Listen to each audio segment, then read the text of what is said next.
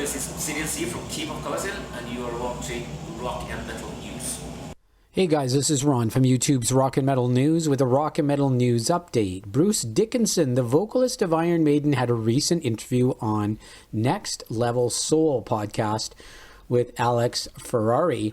Dickinson, who turned 62, was on the podcast and they talked about why we are here. Is this all there is? What is my soul's mission? Among much more. So some interesting chats with Bruce. You get to really get into his life and all of the different things that he's done in his life. When asked about the many different jobs and interests Bruce has, he stated, "It seems to me to be pointless to invest your time in things at which you are not really passionate about.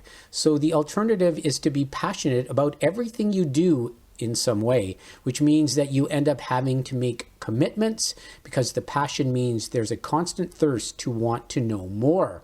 He also stated, "What makes this beast tick?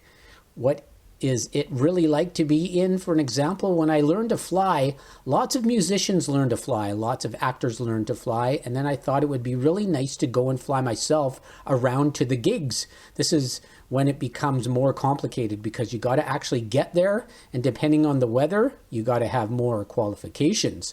You can check out the full interview in the link in the description. And they also talk about some interesting things, how Bruce actually wanted to be a drummer to start with, and that he discovered he could sing by accident. He couldn't believe that most of the vocalists from the early bands that he listened to just stood there. He couldn't be a vocalist like that, so he wanted to move around and tell a story as he sang, and he created his own frontman style, which is so true. When you see an Iron Maiden show, he is so active, and he's got a bunch of different costume changes and really puts a ton into his work. But check out the interview, and you'll learn a lot about Bruce in this one. This is Ron from YouTube's Rock and Metal News. Thanks for tuning in.